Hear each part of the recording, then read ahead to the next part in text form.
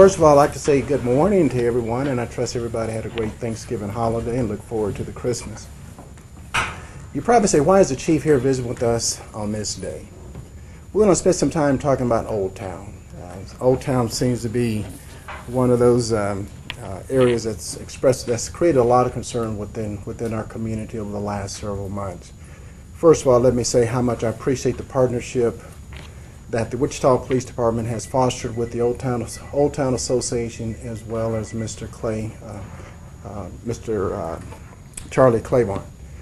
The other part of that is when you look at the efforts of the City Council. Recently the City Council passed some city ordinances that allowed us to be able to be more proactive, not more proactive, but to be proactive in general in how we address issues that's impacting Old Town. No matter how much you do as far as technology-wise in relationship to adding cameras and changing ordinances and those types of efforts, and also increasing the number of police officers that are working those areas, at the end of the day, ladies and gentlemen, it comes down to one thing that we have been hesitant to talk about as a community, and that is personal accountability. Personal accountability by the individuals that attend the different entertainment venues in Old Town. And to me, that is important because they have to be held accountable for their actions. They have to be willing to walk away from a fight. They have to be willing to moderate how much they drink and then leave the clubs during those wee hours in the morning. You can add all the officers you want to add down there, but still, at the end of the day, it comes down to personal accountability. And we've had anywhere from 22 officers at any given time to as few as maybe 10 or 12. And still you have disturbances that break out. And the officers cannot be at every place at every time. And yes, we focus a lot of energies and resources in the area of 200 block of North Mosley.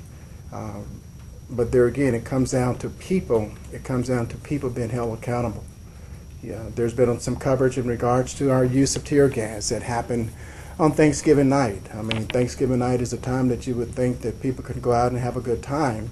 But when you start looking at the number of small disturbances that broke out around the closing of the clubs, and you didn't have quite the number of officers that we normally would have, because there again, it's a holiday, and officers are using that time to take off to spend time with their family.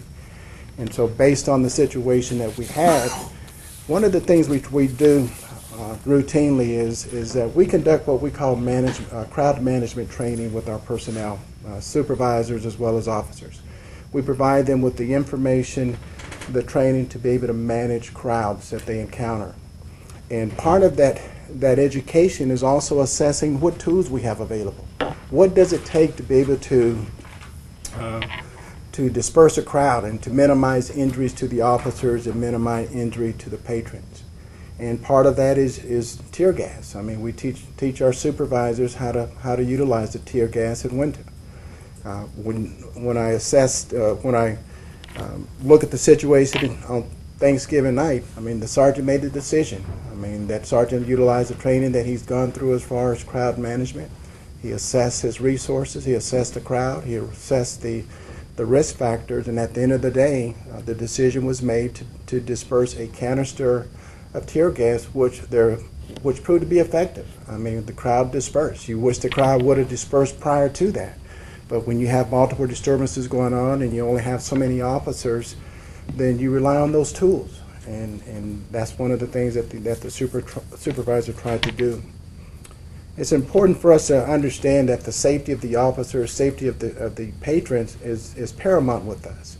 We don't go down there with the intent of hurting anyone. We go down there to prevent people from getting injured. We go down there to make sure that we're able to ensure a safe and vibrant environment for citizens to go and have a good time. But unfortunately, no matter where you go in our city, no matter where you go in the country, you're going to have people that no matter what you do, they're going to be non-compliant. They're going to be confrontational. And so we have a responsibility. We have an obligation to utilize those tools that we have and to utilize those methods that we've been trained in to address those types of individuals. And that's what we try to do. That's what we try to do from that standpoint. I can tell you that we are investigating the situation to see exactly what lessons can be learned. What is it that we can gain from that situation last Thursday. But there again, I come back to my earlier comments. It comes down to personal accountability because we can have all the latest technology, cameras, and those types of equipment. You can put a lot of officers in an area, but at the end of the day, it's that decision making that starts with the individual as far as their behaviors that cause situations to escalate to the point that we have to come in and be able to assess, evaluate, and make the appropriate decisions to be able to resolve that situation we're encountering. And so there again, that's what our goal is. We want to make sure that our citizens can go to Old Town without having to worry about being encountering a fight with somebody and things of that nature there. But like I said, I just wanted to come by and just speak a little bit and open it up for questions that you may have of me in regards to Old Town. We have made some tremendous progress. I mean, there again, I go back to my earlier comment. City Council passed city ordinance. The fact that the Old Town Association are working diligently with the police department as far as being proactive, installing cameras. We've had special assignments that runs Thursday, Friday, and Saturdays, and so we have a lot of resources that we put down there. And because of that, we've been able to arrest a lot of individuals that had weapons because of our proactive efforts. And so I want everyone to realize that we continue to be proactive, but by the same token, sometimes people are going to question the tactics that we use, but there again, we utilize what we're trained with, because at the end of the day, that's what keeps our officers safe, as well as allows us to be effective in resolving those conflicts that we deal with, whether it's in Old Town or any other place within the city. I mean, that training is utilized. And so, questions for me? What can you say about the area of focus in the 200 block of North Mosley? It seems like this is one or two clubs where a lot of this activity is going on. How are those owners being as proactive and as cooperative with the police as Old Town as a whole in terms of trying to get a handle on the crowds?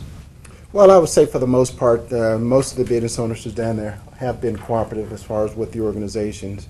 I know that one of the establishment has cameras already inside and outside his facilities and things of that nature there. The challenge you have is that you have two different clubs that are right across the street from one another. One has a capacity of 1,600, another has a capacity of 400. And so when those clubs are letting out, whether you stagger the time at 1:45 or you release the crowd at 2 o'clock, you still have about 2,000 people that are in that small square area when the clubs let out. And so when you have that many people in such a small area, guess what? You're going to have issues. And I've been down there myself at 12 and 1 o'clock in the morning, and I've seen what the officers are dealing with.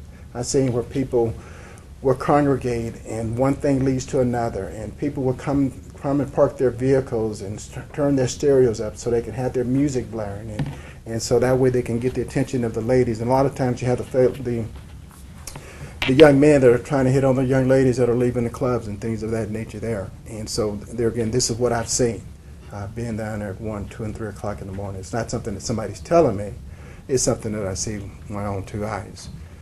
You have the issues of loitering. I mean, that's why the council passed that ordinance, is to help us to prevent loitering from happening, because that's what happens when those clubs close. Guess what? You got 2,000 people in this small block area just hanging out. And then the next thing you know, you have people chipping their teeth. And then you have disturbances, and that's what we're experiencing. So. Chief, the cameras are a new tool that you guys have in the Old Town area. One, do we have access to the video of that night with the new cameras, and how helpful will that be to what you guys are trying to accomplish in terms of really creating a safer environment? Well, it's my understanding that the cameras that were installed by Old Town were not functional, that captured the area there, 200 block of North Mosley. That's my understanding. In this day and age, anytime you can have an incident on camera, that's an asset, particularly when it comes to charging somebody, or if it comes to trying to identify suspect witnesses and exactly what transpired. Capturing that information on the camera is worth its weight in gold. And so there again, keep in mind, we have this panacea in our minds that the camera is going to catch everything, and it's not. You look at the football games on Sundays. They don't have just one or two cameras. they probably have hundreds of cameras catching different angles. And so even though you may put cameras at the end of Second and Mosley and cameras at the end of say, First and Meade, you're not going to catch everything. And that's something that the public needs to be aware of. I mean, cameras are great, but don't expect them to capture 100% of what's going on, because it's not going to happen. And that's reality. So the cameras are not working right now? They're not functioning? They just installed them last week, it's my understanding. My understanding, Chief, on that, talking to the Old Town Association, is that they're working out some of those glitches with the cameras, and they're hoping to have them functional by the end of this week. And Chief, as far as the tear gas goes, how many times, have you ever had to use that down there before?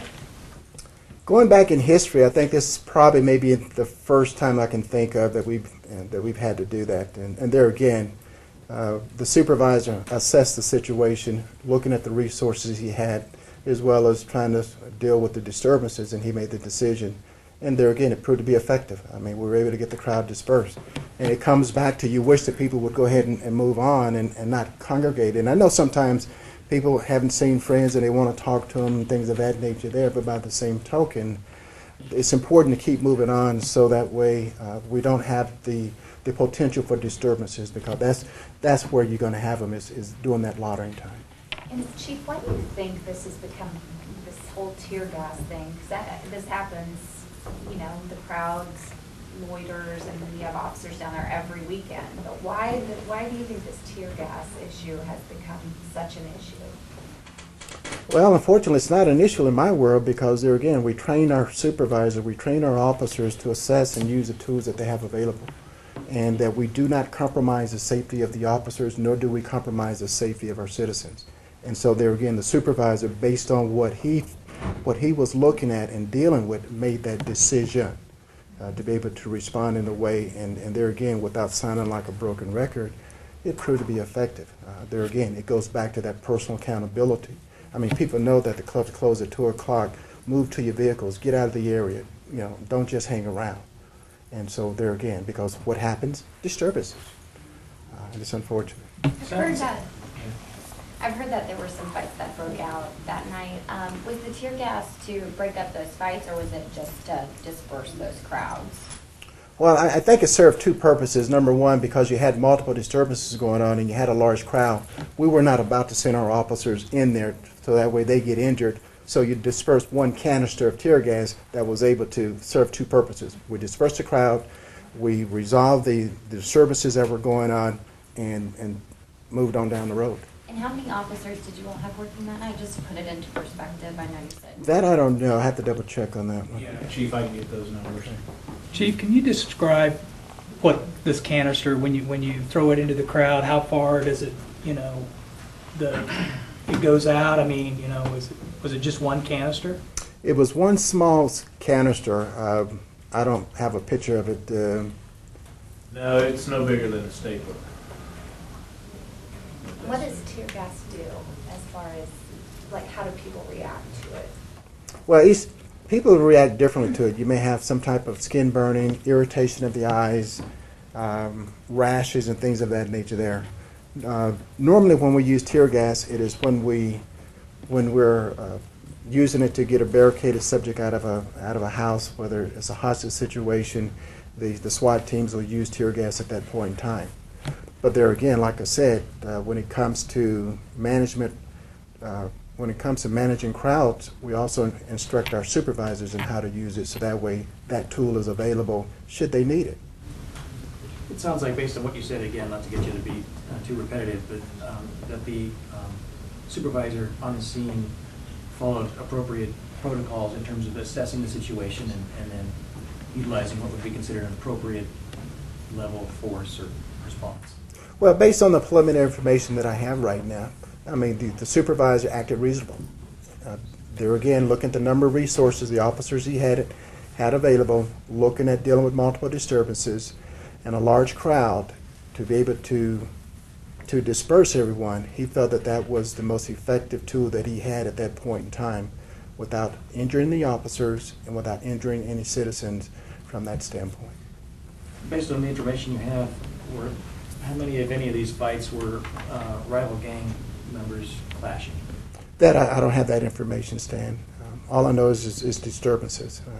Chief, do you think any other incidents in Old Town would have risen to the level where tear gas would have been appropriate but wasn't used, or was this out of the ordinary? Unfortunately, I don't have a crystal ball. I mean, you're looking at different situations. At this point in time, based on the incident, the factors involved, the decision was made to use tear gas. I can't say what's going to happen if something else happens at any other location in the city of Wichita. But based on what the supervisor was dealing with that night, he made the decision. The larger the two clubs, correct me if I'm incorrect here, wasn't that, or isn't that a club that has an 18 to enter and 21 to drink policy, or does it still allow 18-year-olds to enter and participate? And if that's the case, what are your thoughts on underage people being involved in situations like that? Well, when you look at the establishment you're talking about, it does allow 18 to enter, but you got to be 21 to drink. I mean, that's why it's considered a DRE from that standpoint. And the second part of your question, it comes down to personal accountability. I mean, there again, we know the laws are very clear that you're not to serve anyone that is under 21 alcoholic beverages. That is the law. And that's why sometimes we do undercover operations, whether it's in Old Town or any other club throughout the city, looking for those individuals that are underage, that are being sold alcohol. And we work cases. And so. One more question? Do you all feel like, did somebody else have their hand? No, you can ask it. Okay. Do you all feel like this new ordinance that's been implemented is really working since you have to resort to this other method? Well, you got to keep in mind it's too early. I mean, they just passed it back in September. And so, you can ask that question in 6 months to a year to determine whether or not the city ordinance is being effective from what it's supposed to do. But less than 2 months, it's awful hard to truly assess it, whether it's been effective or not been effective. Okay? Thank you. Appreciate it.